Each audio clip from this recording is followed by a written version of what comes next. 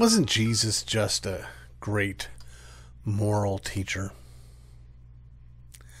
This perspective that Jesus was a great moral teacher is perceived by those outside the kingdom of God as this nice, safe middle ground. You don't want to be one of those fanatics like those Christians who believe that he was God in the flesh, but you don't want to be one of those dark, scandalous, hating atheists. And so you find a nice spot where you can appreciate Jesus, say nice things about Jesus, just in case he is God. You don't want to get in his bad side. Well, there's a profound problem with this approach, and a problem that I certainly wasn't the first one to notice, and I don't think he was the first one to notice either, but C.S. Lewis just did a masterful job in explaining why this won't fly. And the essence of it is simply this, that no great moral teacher who was merely a great moral teacher would say the things that Jesus said about himself.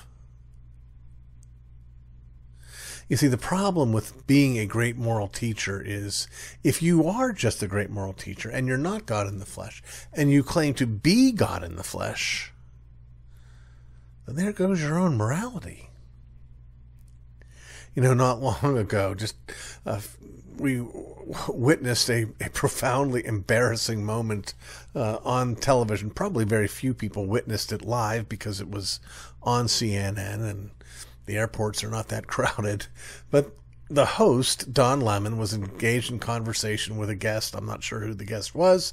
I'm not sure what they were talking about specifically. But Don Lemon said, well, everyone knows, as Christians readily admit, or as everyone knows, as he himself admitted, that Jesus wasn't perfect.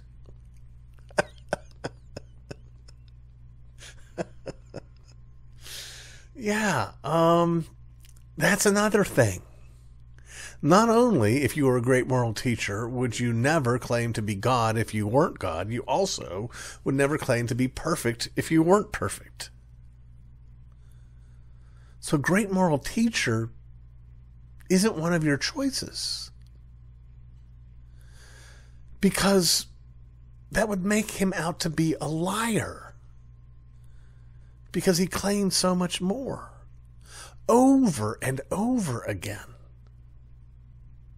This whole idea that Jesus claimed to be God is not something later believers read into the text. Because right in the text, Jesus' enemies were constantly trying to kill him, and eventually did, precisely because of his claim to be God in the flesh. So yeah, that makes him a liar. Now, of course, there are other ways to be wrong other than lying. You could be mistaken. But this is not a small mistake. This is a radical mistake. A mistake that, well, frankly, you'd have to be crazy to make. So the other option is that Jesus was a lunatic. He went around talking like he was God. Lewis says something like, he's not that much different than someone who thinks he's a toasted cheese sandwich. Well, one option is he's a liar. One option is he's a lunatic. The other option is he's telling the truth. He's Lord. But what's left off the table, what can't be chosen, is great moral teacher. Was he a great moral teacher? Absolutely. He was a great moral teacher who told the truth, the sane truth,